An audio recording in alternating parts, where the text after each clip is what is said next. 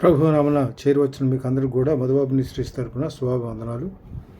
గడిచిన కాలం అంతా కూడా మనల్ని అందరూ సజీవ లెక్కలో ఉంచి కాచి కాపాడి ఆరాధనలో పాలు పంచుకోవడానికి మనకి ఇచ్చినటువంటి అవకాశాన్ని బట్టి ఆయనకే కృతజ్ఞతాస్తుతులు చెల్లించుకుందాం. దేవుడు ఆత్మ కనుక ఆయన ఆరాధించే వాళ్ళం ఆత్మతోనూ సత్యంతోనూ ఆరాధించుకుందాం. ఇవాళ ధ్యానాంశం ఏంటంటే కీర్తనలు 50వ అధ్యాయం 15వ వచనం. కీర్తనలు 50వ అధ్యాయం 15వ వచనం. ఆపత్కాలము నీవు నన్ను గూర్చి మొరపెట్టుము, నేను నిన్ను విడిపించదును, నీవు నన్ను మహింపరచదు. ఆపత్కాలంలో నీవు నన్ను గురించి మొరపెట్టుము. నీకు ఆపదలు వచ్చినప్పుడు, ఇబ్బందులు ఉన్నప్పుడు, ఏదైనా శోధనలు ఉన్నప్పుడు మనకు ఆధారం ఎవరు? పైన ఆకాశం మీద పైన ఆయన తప్పితే మనకు ఇంకెవరు లేరు. అందువల్ల మనం ఏంటంటే ఆయన్ని మనం వేడుకోవాలి, ఆయనకి మనం మొరపెట్టుకోవాలి. మన సమస్యలన్నీ ఆయన ముందు సమస్యలను పరీక్షించగల శక్తి కలిగిన దేవుడి ముందు మన సమస్యలను పెట్టుకోవాలి.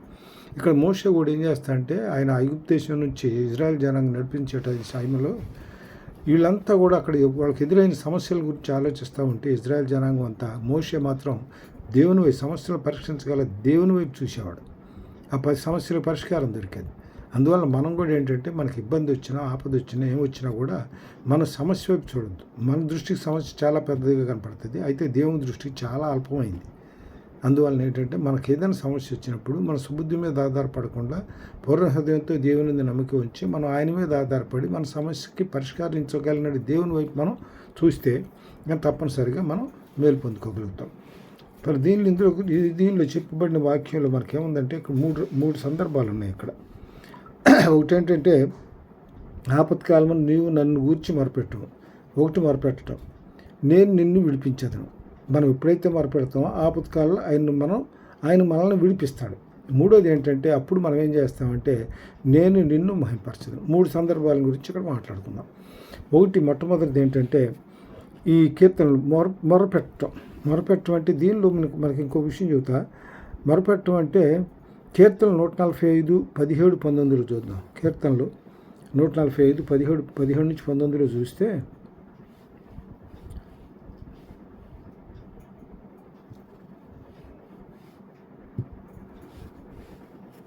17 నుంచి 19 వచనాలు ఏం చెప్తాడంటే యెహోవా తన మార్గములన్నింటిలో నీతి గలవాడు, తన క్రియలన్నింటిలోనూ కృప చూపాడు.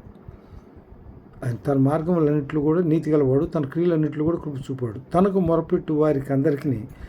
నిజముగా మొరపెట్టు వారికి అందరికీ యెహోవా సమీపంగా ఉన్నాడు. తన యందు భయభక్తులు గల వారి కోరిక ఆయన నెరవేర్చును, వారి మొర ఆలకించి వారిని రక్షించును.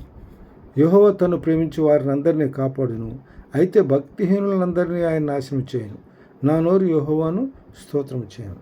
ఆయన నమ్ముకున్న వాళ్ళని తను ప్రేమించే వారికి అందరినీ ఆయన కాపాడుతాడు, భక్తిహీనులు మాత్రం తోసేస్తాడు. భక్తిహీనులు అంటే తన భయభక్తులు లేకుండా ఉన్న వాళ్ళు ఏంటంటే దుష్టులు, దుర్మార్గులు, అబద్ధికులు, మోసగాళ్ళంతా భక్తిహీనులే. అందువల్ల ఇక్కడ తన యందు భయభక్తులు గల వారి కోరిక ఆయన నెరవేర్చును, వారి మొర్ర ఆయన ఆలకించి రక్షిస్తాడు. అందువలన ఎవరి వైపు మనం చూడాలి? దీనిలో 119 కీర్తనలో ఒక మాట చెబుతాడు. 119 కీర్తనలో 25వ వచనం చూద్దాం. 119 కీర్తన 25వ వచనంలో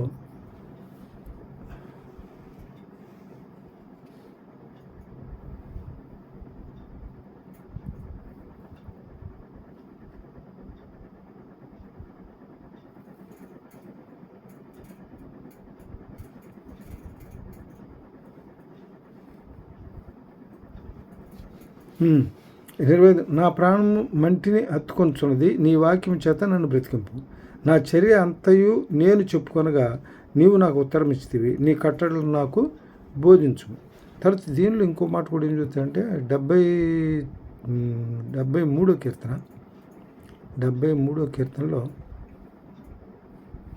25వ వచనం చూద్దాం.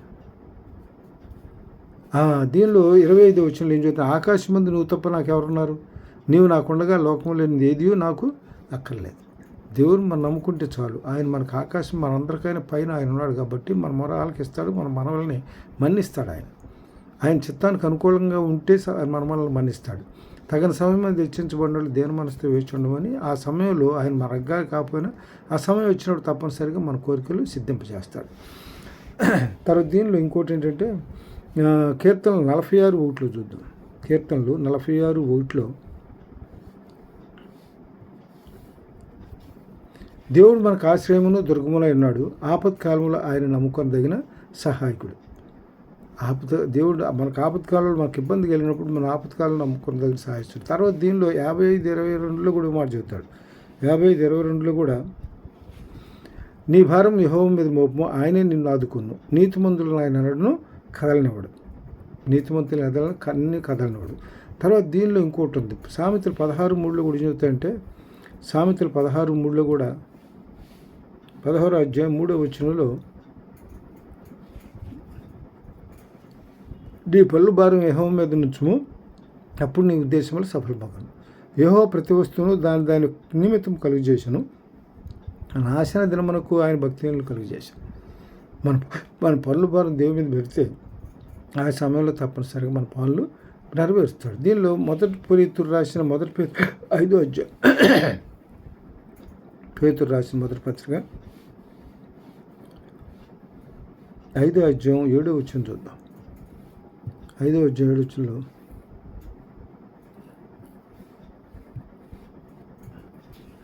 ఆయన మిమ్మల్ని గురించి చింతించున్నాడు కనుక మీ చింత యావత్తు ఆయన మీద వేడి. నిబ్బరమైన బుద్ధిగాల వారు మెలకుగా ఉండుడి. మీ విరోధి అయిన అపవాది గర్జున సింహాలు ఎవరిని మింగుదునా అని వెతుకుతూ తిరుగుతున్నాడు. లోకమందున్న మీ సహోదరుల యందు నీ విధమైన శ్రమలు నెరవేర్చున్నవి. ఎరిగి విశ్వాసం మందు స్థిరులై వారిని ఎదిరించడి. ఇది సాతాన్ని మనం ఎదిరించాలి. సాతాను సింహాలు ఎట్లా ఉంటుందంటే గర్జించే సింహాలు ఎవరిని మింగుదునా అని చూస్తూ ఉంటాడు సాతాను. అందుకని మనం దేని గురించి ఎంత పడాల్సిన పనిలే. మన ప్రతి విషయంలో కూడా ప్రార్థన విజ్ఞాపనతో కృతజ్ఞతగా ఆయన సందులో మన మనవలు విన్నవించుకుంటే తప్పనిసరిగా ఆయన మనకి ప్రార్థన జవాబుదాయి చేస్తాడు. ప్రార్థనకి జవాబుదాయి చేస్తాడు. తర్వాత దీనిలో ఇంకోటి ఏంటంటే కీర్తనలు 46 కీర్తనలు 91 నుంచి 1 నుంచి 10 వరకు చూద్దాం. కీర్తనలు 91 నుంచి 91 అధ్యాయం 1 నుంచి 10 వరకు చదివినట్లయితే దీనిలో చాలా గొప్పగా మన దేవుడు మనకి ఆయన అంతగా అండగా ఆదరణగా ఉంటాడు. దీనిలో మనకు చెప్పబడుతుంది. చూడండి మహోన్నతుని చాటు నివసించేవాడే సర్వశక్తుని నీడను విశ్రమించేవాడు. ఆయనే నాకు ఆశ్రయము, నా కోట, నేను నమ్ముకోను నా దేవుడని నేను యెహోవాను గురించి చెప్తున్నాను. వేటగాని ఊరిలో నుండి ఆయన నిన్ను విడిపించును, నాశనకరమైన తెగులు రాకుండా నేను రక్షించను. తర్వాత ఆయన తన రెక్కలతో నిన్ను కప్పును, ఆయన రెక్కల కింద నీకు ఆశ్రయం కలుగును. ఆయన సత్యము కేడుమును డాలునైనది. ఆయన సత్యము అంటే సత్యం అంటే ఆయన వాక్యం. ఆయన వాక్యము కేడుమును డాలునైనది. తర్వాత రాత్రివేళ కలుగు భయమునికైనను, పగటి వేళ ఎగురు బాణమునికైనను, చీకటిలో సంచరించే తెగులకైనను, మధ్యాహ్నం పాడు చేయి లోకమునికైనను నువ్వు భయపడుకుందువు. నీ ప్రక్కన 1000 మంది పడినను, నీ కుడి ప్రక్కన 10,000 మంది కూలినా ఏ అపాయం నీ వద్దకు రాదు. నీవు కన్నులారా చూస్తుండగా భక్తిహీనులకు ప్రతిఫలం కలుగును. యెహోవా నీవే నా ఆశ్రయమును, నీవు నా మహోన్నతుడవై మనోహతుడైన దేవునికి నీకు నివాసస్థలంగా చేసుకొని ఉన్నావు. నీకు అపాయం ఏమీ రాదు, ఏ తెగులు నీ గుడారము సమర్పించదు. నీ మార్గములన్నింటిలో నిన్ను కాపాడుటకు ఆయన నిన్ను గురించి తన దూతలకు ఆజ్ఞాపించును. నీ పాదములు రాయి తగలకుండా వారు నిన్ను తమ చేతుల మీద ఎత్తిపట్టుకుందురు. నీవు సింహములు నాగపాములను తొక్కుదు, కొదమ సింహాలను భుజములను అణదొరుకుదు. అతడు నిన్ను ప్రేమించున్నాడు కనుక నేను అతన్ని తప్పించదను. అతడు నా నామం నెరిగిన వాడు కనుక నేను అతన్ని గనపరచదను. కాబట్టి దేవుణ్ణి ఆశ్రయించిన వారికి ఏ మేలు కొదువెండదు. యెహోవా సింహాల పిల్లలు ఏం గాయాలవై ఆకలి కొనేము కానీ యెహోవాను ఆశ్రయించిన వారికి ఏ మేలు కొదువై ఉండదు, ఏ మేలు చేయక మానడని కూడా దీనిలో బైబిల్ వాక్యం సెలవిస్తుంది. దీనిలో ఇంకోటి ఏంటంటే ఇతడు నాకు మొరపెట్టగా నేను అతనికి ఉత్తరం ఇచ్చేదను, శ్రమంలో నేను అతనికి తోడై ఉండేదను, అతన్ని విడిపించి అతన్ని గొప్ప చేశాను. తర్వాత దీనిలో 89వ కీర్తనలు 26వ వచనంలో ఏం చెబుతాడంటే 89వ కీర్తన 26వ వచనంలో కూడా మాట చెబుతాడు. 26వ వచనంలో ఇప్పుడు దావీదు భక్తుడు ఈ 89వ కీర్తన రాసి ఆ సందర్భంలో ఏమంటాడంటే దేవుడిని ఎప్పుడు కూడా ఆయన ఆశ్రయం దావీదు భక్తుడు ఆయనకి హృదయానుసారుడు ఆయనకి. కాబట్టి దీని ఏమంటాడంటే దేవుడు దావీదు విషయంలో ఏం చెప్తాడంటే నువ్వు నా తండ్రివి, నా దేవుడు, నక్షణ దుఃఖము అని అతడు నాకు మొరపెట్టాను. అందువల్ల కావున నేను అతన్ని నా జ్యేష్ఠ కుమారునిగా చేయుదును, భూరాజుల్లో అత్యున్నతునిగా నుంచెదను. నా కృప నిత్యము అతను తోడుగా నుండి చేసేదను, నా నిబంధన అతనితో శ్రమగా ఉండను. శాశ్వత కాలం వరకు అతని సంతానమును ఆకాశములంత వరకు అతని సింహాసనం నేను నిలిపేదను. ఆకాశమంత గారు సింహాసనం అంతగా గొప్పగా దావీదు పట్ల ఆయనకి అంత నమ్మకం కలిగి ఉంటాడు. తర్వాత దీనిలో 34వ కీర్తనలు ఏమిటంటే ఇక్కడ దీనిలో మనకు తీసుకుంటే 34వ కీర్తనలో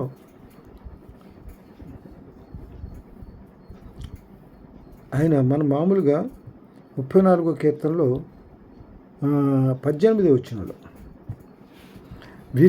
విరిగిన హృదయము గలవారికి యెహోవా ఆసనుడు. విరిగిన హృదయం గలవారికి యెహోవా ఆసనుడు. నలిగిన మనసు గల వారిని ఆయన రక్షించను. నీతిమంతునికి కలుగు ఆపదలు అనేకములు, వాటి అన్నిట్లో నుండి యెహోవాని విడిపించను. నీతిమంతునికి ఎన్నో ఆపదలు వస్తాయి, వాటన్నిటి నుంచి దేవుడు ఏం చేస్తాడంటే వాళ్ళని విడిపిస్తాడు. ఇక్కడ విడిపిస్తాడు. అందువల్ల ఇక్కడ దీనిలో మనకి అందులో వాక్యం ఏంటంటే రెండోది విడిపించడం అనేటువంటి దాని సందర్భం. తర్వాత దీనిలో కీర్తనలు 51:17లో కీర్తనలు 51:17 విరిగిన నలిగిన మనసే దేవునికి ఇష్టమైన బలులు. దేవా, విరిగిన నలిగిన హృదయం నువ్వు అలక్ష్యం చేయి. ఎవరైతే విరిగిన నలిగిన హృదయంతో దేవుని సందులో మొరపెడతారో తప్పనిసరిగా వాళ్ళ హృదయ వాంఛల్ని దేవుడు తీరుస్తాడు. తర్వాత దీనిలో 57:15 కూడా చెబుతాడు. కీర్తనలు 57:15లో 57 కీర్తనలు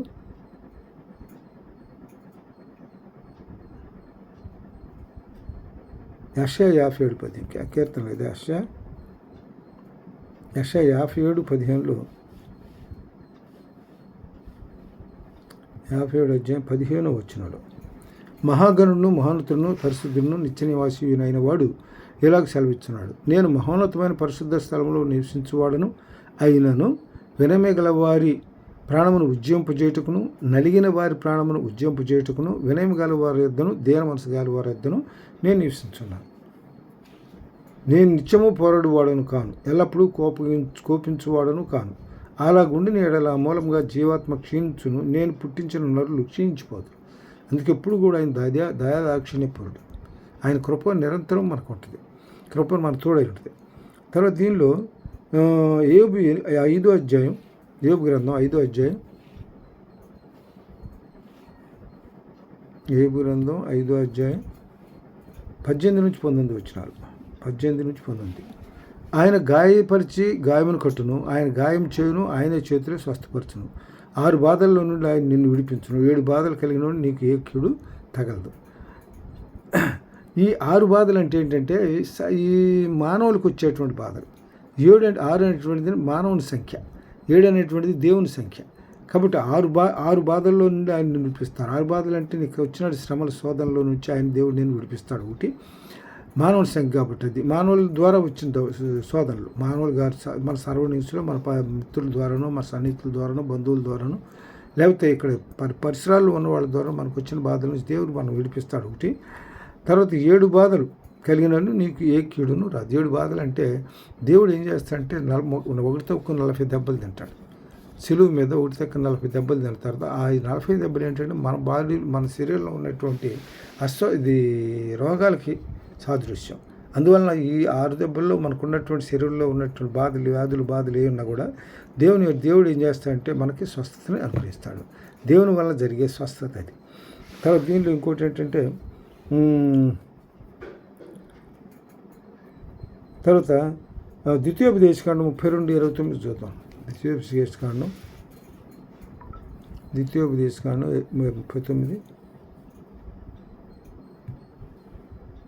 32:29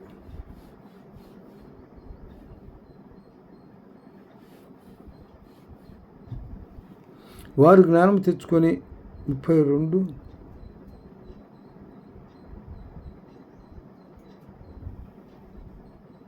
ద్వితీయోపదేశకాండం 32 అధ్యాయం 29 వచనం 29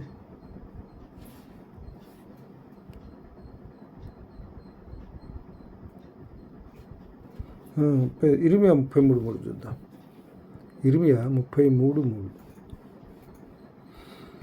33 అధ్యాయం 3వ వచనం.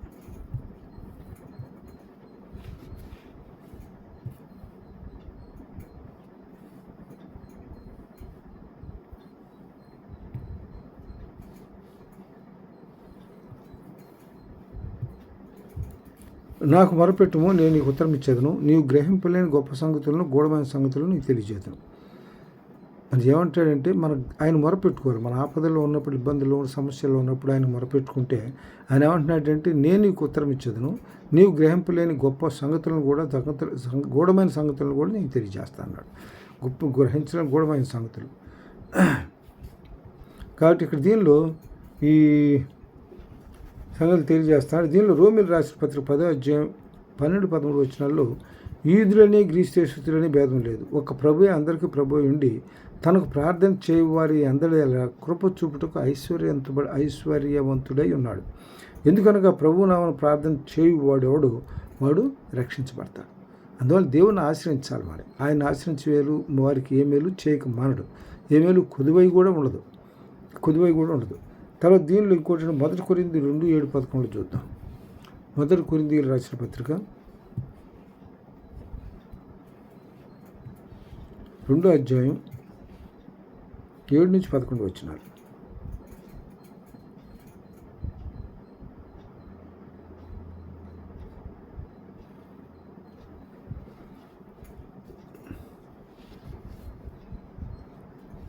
దేవుని జ్ఞానం మర్మైనట్టుగా బోధించున్నాము. ఈ ఆజ్ఞలను మరుగై ఉండెను. జగద ఉత్పత్తికి ముందుగానే దేనిని దేవుడు మన మహిమ నిమిత్తము నియమించను. అది లోకాధికారులలో ఎవరినీ తెలియదు. అది వారి తెలిసి ఉండిన ఎడల మహిమ స్వరూపయోగ ప్రభువుని సిలువ వేయకపోయిండు. అంటే దేవునికి మర్మాలు అందరికీ తెలియదు. గోప్యమైన సంగతి ఇది. దేవుని సిలువ వేస్తారు. సిలువ వేసిన సంగతి అసలు వాస్తవంగా దేవునికి ఒక్కరికే తెలుసు. అది ప్రభు అయిన యేసుక్రీస్తుకు ఒక్కరికే తెలుసు. ఎందుకంటే ఆయన సిలువ మీద మరణం ఎందుకు పొందుతున్నాడు? దీనిలో 3:16 యోహాను 3:16 దేవుడు లోకమును ఎంతో ప్రేమించాను కాగా తన అద్వితీయ కుమారుని ఎందు విశ్వాసం ఉంచి ప్రతివాడును నశింపక నిత్యజీవం పొందినట్లు ఆయన మనకు అనుగ్రహించాడు. ఆయన ఎందుకు వచ్చాడు భూలోకంకి? లోకం అంతా పాపంతో నిండిపోయింది. అందుకని దీనిలో యోహాను సువార్త 1వ అధ్యాయంలో చెప్తుంది, ఇదిగో లోక పాపము దేవుని మోసుకొని దేవుని గురిపరని బాప్తీసం ఇచ్చేటువంటి యోహాను చెప్తాడు. ఆయన వచ్చిన తర్వాత దేనికి వస్తాడు? మన కొరకు మన పాపాలని క్షమించడం, పాపాల నుంచి మనల్ని కాపాడు రక్షించడం కోసం వస్తాడు. పాత నిబంధన కాలంలో గొర్రెల రక్తం, పొట్టేళ్ల రక్తం వాడేవాళ్ళు. అది తాత్కాలికం. ఇప్పుడు దేవుడు ఏం చేశాడంటే, ఇప్పుడు మన కొరకు ఏం చేశాడు? తన సిలువ మీద రక్తాన్ని చిందించి టోటల్గా మన పాపాలన్నింటినీ కూడా ప్రాయశ్చిత్తం చేశాడు. అందువల్ల దేవుడు ఆయన దేవుడు లోక పాపాలను మోసుకొని దేవుని గొర్రెపిల్ల. లోకంలో ఉన్న ప్రతి ఒక్కరు నీది నాది పలానా వాళ్ళది కాదు, మొత్తం అందరి యొక్క పాపం. అందుకని దీనిలో అది అందరికీ ఒక పిలిపిస్తాడు దేవుడు. మత్తయి సువార్త 11:28 ఏమంటాడంటే, నీ ప్రయాసపడి మోయి వారలారా నా ఎదుకు రండి, నేను మీకు విశ్రాంతి కలుగు చేస్తాను. ప్రయాసపడి చూద్దాం 11వ వచ్చిన వాక్యం. మత్తయి సువార్త 11:28. మత్తయి సువార్త 11:28లో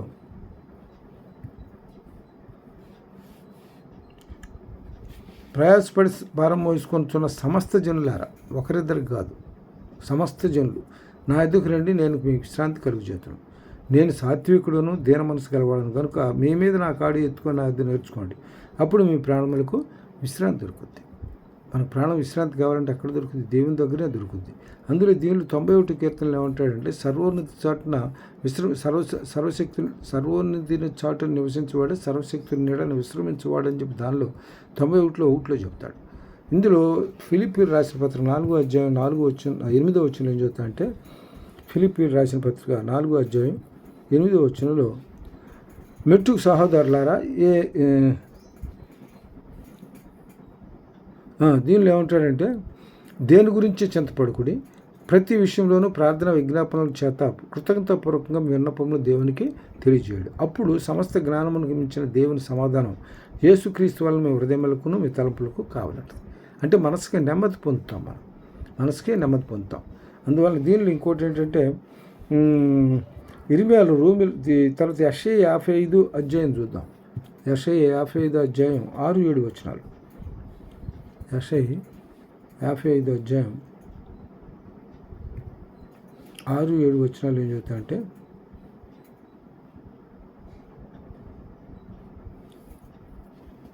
యెహోవా మీరు దొరుకుకాలమునందు ఆయన్ని వెతకుడి, ఆయన సమీపంలో ఉండగా ఆయన్ని వేడుకోండి.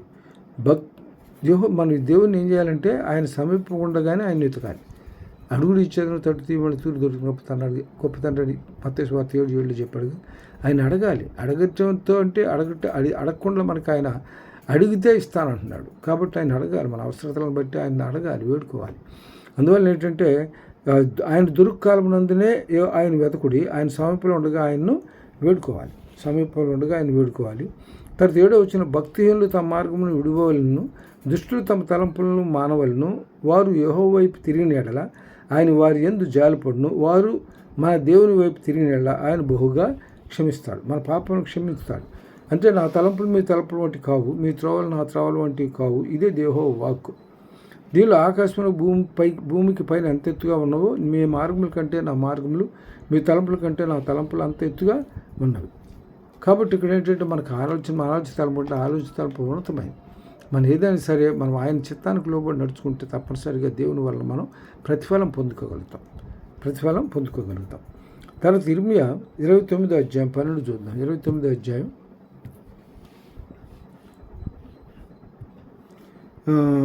12 నుంచి 14 వరకు. మీరు నాకు మొరపెట్టుదిరేని, మీరు నాకు ప్రార్థన చేయొచ్చు ఒత్తిరేని, నేను మీ మనవి ఆలకింతును. మీరు నన్ను వెతికిన ఎడల, పూర్ణ మనసుతో నన్ను గూర్చి విచారణ చేసిన ఎడల మీరు నన్ను కొనుగొందురు, నేను మీకు కనపరుచుకుందును, ఇది యెహోవా వాక్కు. నన్ను మీకు కనపరుచుకుంటా, అది యెహోవా వాక్కు. అందుకని మనం ఏం చేయాలంటే నన్ను వెతికిన ఎడల, పూర్ణ మనసుతో నన్ను గూర్చి విచారణ చేసిన ఎడల నన్ను కనుగొందురు. ఆయన మనకు ఇప్పుడు ఏ టైంలో మనకి ఆయనకు అందుబాటులో ఉన్నప్పుడు ఆయన కనుక్కోవాలి, ఆయన వేడుకోవాలి. అది తర్వాత విడిపించేటువంటి దేవుడు, మన శోధనల నుంచి, వ్యాధులు బాధల నుంచి స్వస్థపరిచే దేవుడు, శ్రమల నుంచి మనం విడిపించే దేవుడు. కాబట్టి కీర్తన 146లో దేవుడు. కాబట్టి దీనిలో విడిపించే దేవుడు ఇట్లా చూద్దాం ఒకసారి. 146 కీర్తన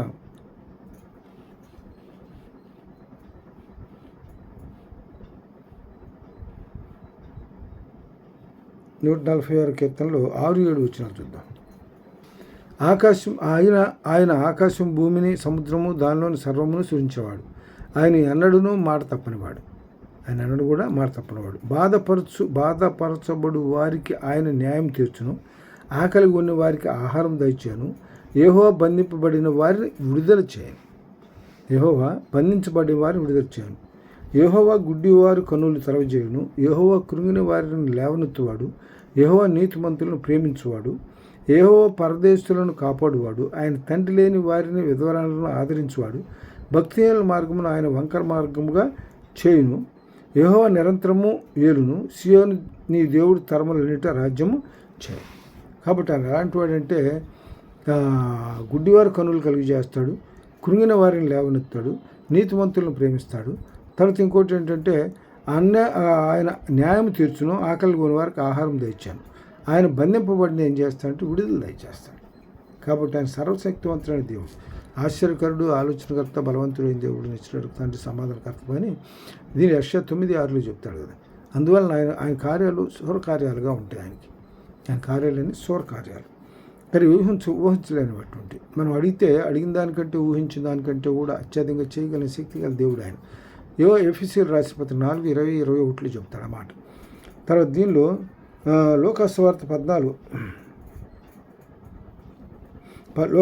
4 నుంచి 4వ అధ్యాయం 18 వచ్చు. లూకా సువార్త 4వ అధ్యాయం 18 వచనంలో,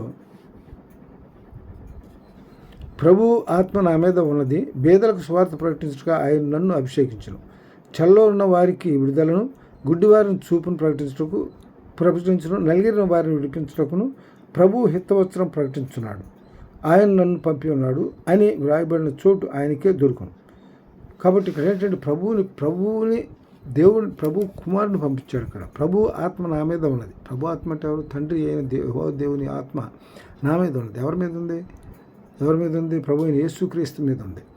ఆత్మ నా మీద ఉన్నది, బేదలకు స్వార్థమానం ప్రకటించుటకై ఆయన నన్ను అభిషేకించును, చెరలోనున్న వారికి విడుదలను, గుడ్డివారికి చూపును ప్రకటించుటకును, నలిగిన వారిని విడిపించుటకు ఆయన ప్రభు హితవస్త్రం ప్రకటించుటకు ఆయన పంపినాడు. ప్రభు యొక్క హితవస్త్రం అంటే సువార్త అంటే మంచి వార్త. సువార్తను గురించి మనకు దీనిలో మత్తయి సువార్త, మార్కు సువార్త, లూకా సువార్త, యోహాను సువార్తల్లో మనం చెప్తాడు కదా. కాబట్టి సువార్తను ప్రకటించడానికి ఆయన ఏమంటాడంటే ప్రభు హితవస్త్రం ప్రకటించటకును ఆయన నన్ను పంపించున్నాడు. హితవస్త్రం అంటే సువార్త, మంచి వార్త, హితమైనటువంటిది, మేలుకరమైనటువంటి వార్త ప్రకటించడానికి ప్రభు అయిన దేవుడు తండ్రి కుమారుడైన దేవుడిని మన కొరకు పంపించాడు. తర్వాత దీనిలో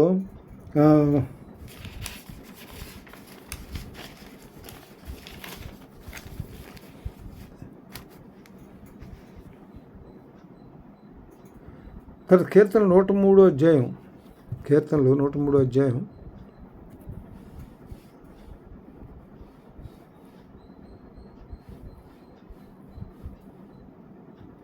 కీర్తనలు 103 అధ్యాయం 6-13 వచనాలు చూద్దాం. 6-13. యెహోవా నీతిక్రియలను జరిగించుచు బాధింపబడు వారికి అందరికీ న్యాయం తీర్చును. ఆయన మోషేకు తన మార్గములను తెలియజేసును, ఇజ్రాయెల్ వంశస్థులకు తన క్రియలను కనపరచును. యెహోవా దయదాక్షిణ్య పూరుడు, దీర్ఘశాంతుడు, కృపాసమితి గలవాడు. ఆయన ఎల్లప్పుడూ వేద్యమాడు వాడు కాడు, ఆయన నిత్యము కోపించువాడు కాడు. మన పాపమును బట్టి మనకు ప్రతీకారం చేయలేదు, మన దోషమును బట్టి మనకు ప్రతిఫలం ఇయ్యలేదు. భూమి కంటే ఆకాశం ఎంత ఉన్నతముగా ఉన్నదో ఆయన యందు భయభక్తులు గల వారి ఎడల ఆయన కృప అంత అధికముగా ఉన్నది. పడమటి తూర్పు ఎంత దూరమో ఆయన మన అతిక్రమలను మనకు అంత దూరపరిచి ఉన్నాడు. తండ్రి తన కుమారుని ఎడల జాలిపడినట్లు యెహోవా తన యందు భయభక్తులు గల వారి ఎడల జాలిపడతాడు. తన యందు భయభక్తులు జాలిపడతాడు. మనకు జాలిపడి మనకి మేలు చేస్తాడు. ఎప్పుడు కూడా మనల్ని ఇబ్బంది పెట్టే పరిస్థితి దేవుడు చేయడు. ఇప్పుడు మనకి ఏదన్నా సమస్య వచ్చిందనుకో, అది ఆయన వలన వచ్చింది కాదు, మన స్వీకృతాపరాధం వచ్చినటువంటి సమస్యలే. ఇందులో ఏమంటాడంటే దీనిలో యాకోబు రాసిన పత్రిక 1వ అధ్యాయంలో, యాకోబు రాసిన పత్రిక 1వ అధ్యాయంలో ఏం చెబుతాడంటే, 1వ అధ్యాయంలో 12-13 వచనంలోకి వెళ్దాం. శోధన సహించువాడు ధనుడు, అతడు శోధనకు నిలిచిన వాడై ప్రభు తను ప్రేమించిన వారికి వాగ్దానం చేసిన జీవి కిరీటాన్ని పొందుతాడు. దేవుడు కీడు విషయమై శోధింపబడ్డ నేరడు, ఆయన ఎవరినే శోధింపడు. కనుక ఎవడైనా శోధింపబడినప్పుడు నేను దేవుని చేత శోధించబడుచున్నానని అనకూడదు. ప్రతివాడు తన స్వకీయ దురాశ చేత ఇడుబడి మరలుకొనబడిన వాడిని శోధింపడు. దురాశ గర్భం ధరించి పాపమును కనగా పాపం పరిమత్తమై మరణమును కను. శ్రేష్టమైన ప్రతియు సంపూర్ణమైన ప్రతివారమును పరసంబంధమైనదై జ్యోతిర్మయుడు తండ్రి వద్ద నుండి వచ్చును. ఆయన యందు ఏ సంచలత్వమైన గమనాగమనల వలన కలుగు ఏ ఛాయను లేదు. ఆయన ఒకసారి మాటిచ్చి తప్పుకునేవాడు కాదు. దీని సంఖ్యాకాండంలో కూడా చెప్తాడు. ఆయన నరుడు కాదు మాటిచ్చి తప్పుకోవటానికి. సంఖ్యాకాండంలో చూద్దాం. సంఖ్యాకాండం 23:19 చూద్దాం. సంఖ్యాకాండం 23 అధ్యాయం 19 వచనం.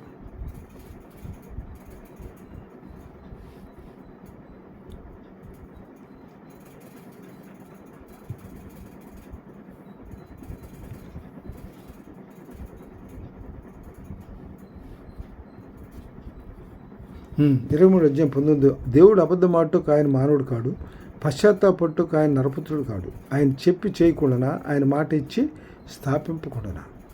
నరుల హృదయంలో ఆలోచనలు అనేక ఉంటాయి, అయితే దేవుని తీర్మానమే స్థిరం. కాబట్టి ఆయన మాట ఇచ్చి స్థాపింపకుండా, మాట ఇచ్చి వెనక తప్పుకునేవాడు కాదు. ఆయన నరుడు కాదు, మానవుడు కాడు పశ్చాత్తాపడటానికి, నడుపుత్రుడు కాదు ఆయన చెప్పిన మాట చేయకుండా ఉండటానికి. అందువల్ల దీనిలో ఏంటంటే దేవుని మీద నమ్మకం ఇచ్చిన వాళ్ళు, ఆయన పట్ల విశ్వాసం గల ఆయన లోబడి నడుచుకునే వాళ్ళకి ఏంటంటే ఏ మేలు కొదువై ఉండదు. తర్వాత దీనిలో ఈ 107 కీర్తనలు 107:23లో 107:20లో చూద్దాం. కీర్తన 107:20లో ఏం చెప్తా అంటే, 107 కీర్తన 27. ఆయన తన వాక్కును పంపి వారిని బాగు చేసాను, ఆయన వారు పడిన గుంటల నుండి వారిని విడిపించాను. ఆయన వాక్కును బట్టి, ఆయన వాక్యం బలమైంది, శక్తి కలిగినటువంటి వాక్యం. ఆయన వాక్యాన్ని పంపించి అవతల వాళ్ళ ఇబ్బందుల్లో ఉన్నట్టు వాళ్ళు విడిపిస్తాడు. ఆయన వాక్యం దీనిలో కీర్తనలు 119 అధ్యాయంలో చెప్తాడు. 50 వచనంలో ఆయన వాక్యం నా కాలికి త్రోవ అయిన దీపం. చూద్దాం అది కూడా 119లో 50 వచనం చూద్దాం. నీ వాక్యము నన్ను బ్రతికించే ఉన్నది, నా బాధల్లో అదే నాకు నెమ్మది కలిగి చేస్తుంది. 50 వచనంలో అంటే దీనిలో 105 వచనం చూద్దాం. 105 వచనంలో చెప్తానంటే, నీ వాక్యము నా పాదములకు దీపములు, నా త్రోవకు వెలుగునై ఉన్నది.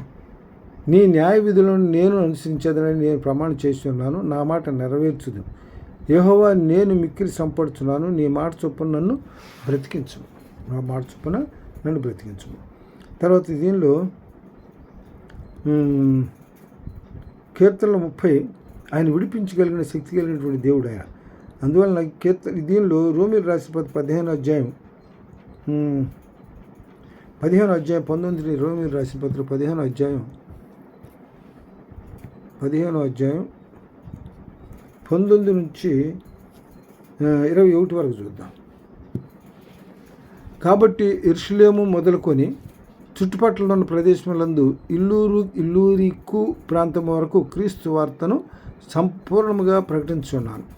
నేనైతే మరి ఒకని పునాది మీద కొట్టకుండా నిమిత్తము ఆయన గూర్చి సమాచారం ఎవరికి తెలియజేయబడలేదో వారు చూతులనియు వినని వారు గ్రహింతులనియు వాయబడిన ప్రకారం క్రీస్తు నామం మెరుగుని చోట్లను సువార్తను ప్రకటింపవాలని మిక్కిలి ఆశ గలవాడినాయి ఉండి అలాగూ ప్రకటించుతున్నాను.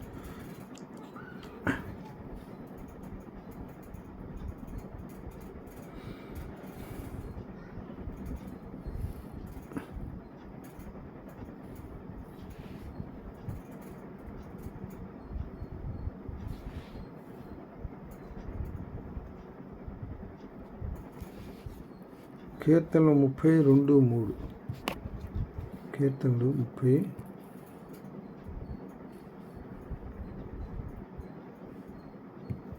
అధ్యాయం 2-3 వచనాలు. యెహోవా నా దేవా, నేను నీకు మొరపెట్టగా నీవు నా స్వస్థపరిచితివి. యెహోవా పాతాళములో నుండి నా ప్రాణములు లేవదీసితివి. నేను గోతిలోనికి దిక్కుండా నీవు నన్ను బ్రతికించితివి. ఆయన మనల్ని విడిపిస్తాడు. శోధనలో నుంచి మనకి విడిపించేటువంటి గొప్ప దేవుడు. తర్వాత దీనిలో ఇంకోటి ఏంటంటే కీర్తన 103-3-4 కూడా చూద్దాం. చూసాంగా కీర్తన 3-3-4 103:3-4 వచ్చినారు. ఆయన దోషములన్నింటినీ క్షమించువాడు, నీ సంకటములన్నీ కుదుర్చువాడు. సమాధిలో నుండి నీ ప్రాణమును విమోచించున్నాడు. కరుణా కటాక్షములను నీకు కిరీటముగా ఉంచుతున్నాడు. పక్షిరాజు యవ్వనం వల్లే నీ యవ్వనం కొత్తదగు చూడునట్లు మేలుతో నీ హృదయము తృప్తిపరుచున్నాడు. యెహోవా నీతి క్రియలను జరిగించు, బాధింపబడి వారికి అందరికీ న్యాయం తీర్చును. బాధింపబడి వారందరూ యెహోవా నీతి క్రియలను జరిగిస్తాడు. బాధింపబడి వారందరూ కూడా నీతిగా యథార్థంగా జీవించే వాళ్ళ పట్ల ఆయన ఎప్పుడు కూడా ఆయన కనుదృష్టి లోకమంతా సంచారం చేస్తారు. ఆయన తన ఏళ్ళ యథార్థవంతులను బలపరచడానికి తన గురించి కనుదృష్టి లోకమంతా సంచారం చేస్తుంటుందంట. అందువలన ఇక్కడ ఏంటంటే నీతి కలిగి యథార్థత కలిగి నీతిగా జీవించే వాళ్ళ బిడ్డలు అంట తన తదనంతో ధనులు అవుతారంట. అందుకని యెహోవా నీతి క్రియలను జరిగించు, బాధింపబడి వారికి అందరికీ న్యాయము తీరుస్తాడు. ఎవరి చేత బాధింపడు. 143 కీర్తన 3 వచ్చిన కూడా చూద్దాం. 143:3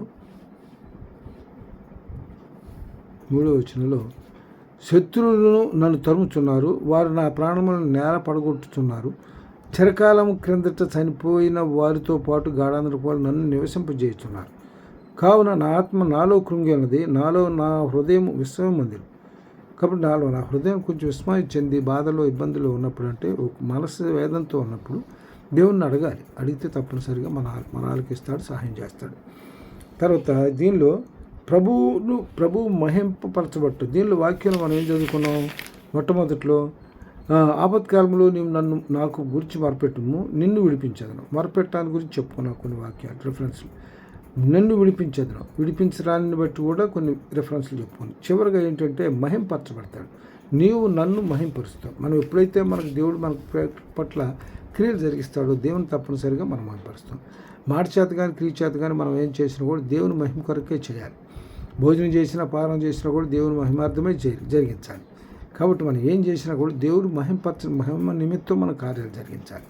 దీనిలో మత్తయి సువార్త 5:16 కూడా చెప్తాడు. మత్తయి సువార్త 5:16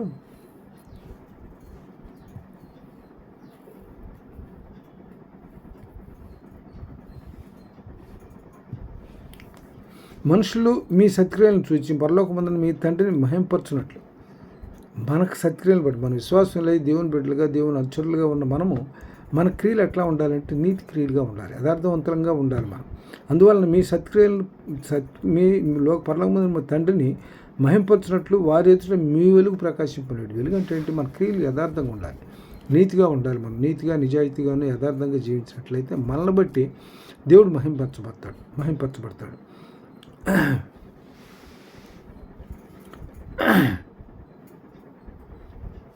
తర్వాత దీనిలో లూకా సువార్తలో 17వ అధ్యాయం 15-19 వచనాలు.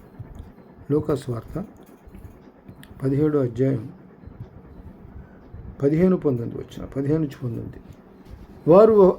వారిలో ఒకడు తనకు స్వస్థ కలుగుట చూచి గొప్ప శబ్దముతో దేవుని మహింపరచు తిరిగి వచ్చి ఆయన కృతజ్ఞతాస్తుతులు చెల్లించు ఆయన పాదముల వద్ద సాగిలిపడిన వాడు సమరయుడు.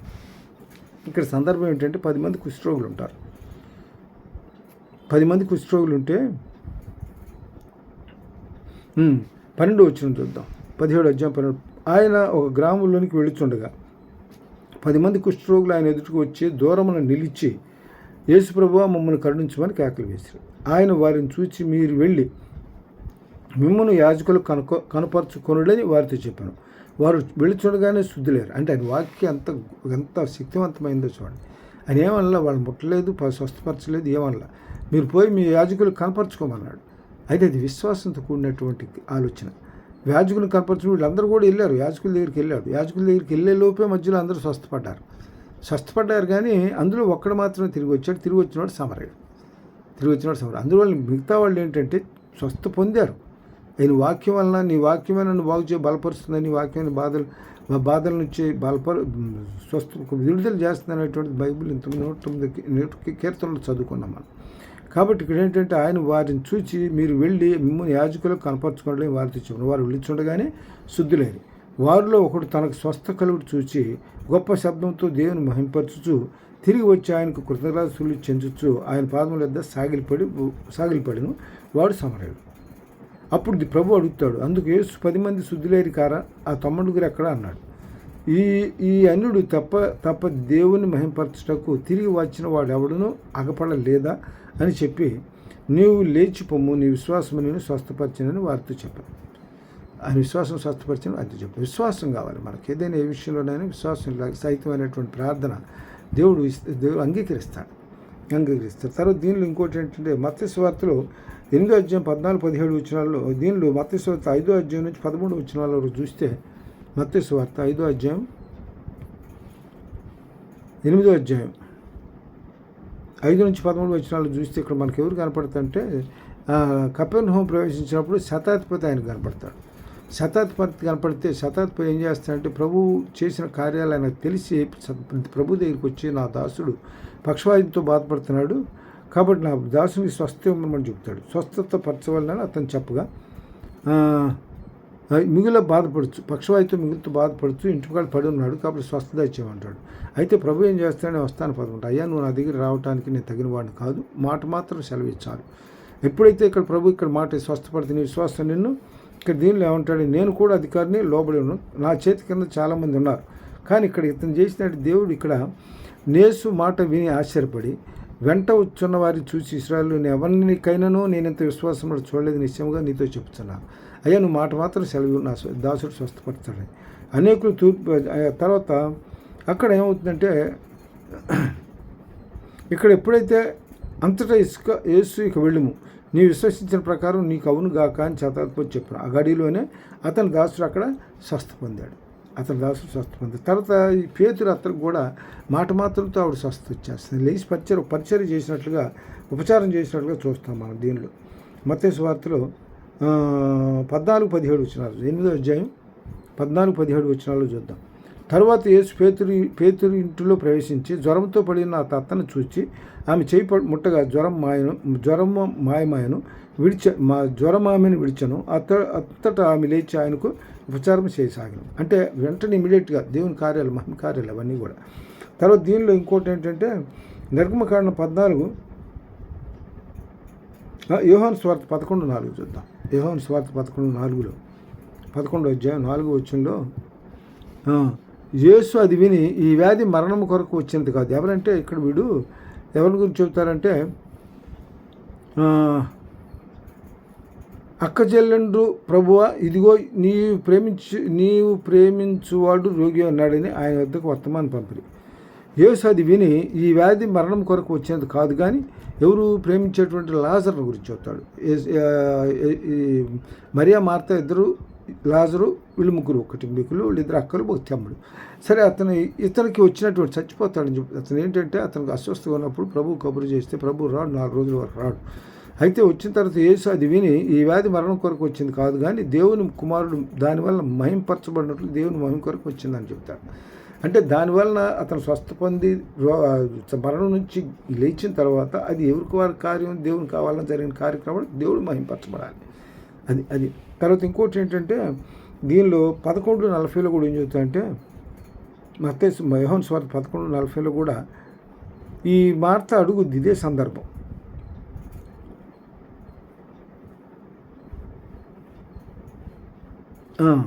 మార్త అడుగుద్ది, యేసు రాయి తీసివేయడని చెప్పగా చనిపోయిన వాని సహోదరైన మార్త, ప్రభువా అతడు చనిపోయి 4 దినములైంది కనుక ఇప్పటికీ వాసన కొట్టిందని ఆయనతో చెప్పాను. అప్పుడు ఏమంటాడంటే యేసు, నీవు నమ్మిన యెడల దేవుని మహిమను చూతువని నేను నీతో చెప్పలేదా అని ఆమెతాను. అంటే దేవుని మహిమ కార్యాలు ఎట్లా ఉంటాయంటే ఆశ్చర్యకరమైన కార్యాలు చేస్తాడు దేవుడు. అందువల్ల మన దేవుని యొక్క మహిమ కార్యాల కోసం మనం ఏది అడిగినా కూడా తప్పనిసరిగా మన జీవితంలో ఆయన నెరవేరుస్తాడు. అయితే సమయం తీసుకుంటాడు. తగిన సమయం ఇచ్చించబడి దీన మనసుతో వేచి ఉండాలి.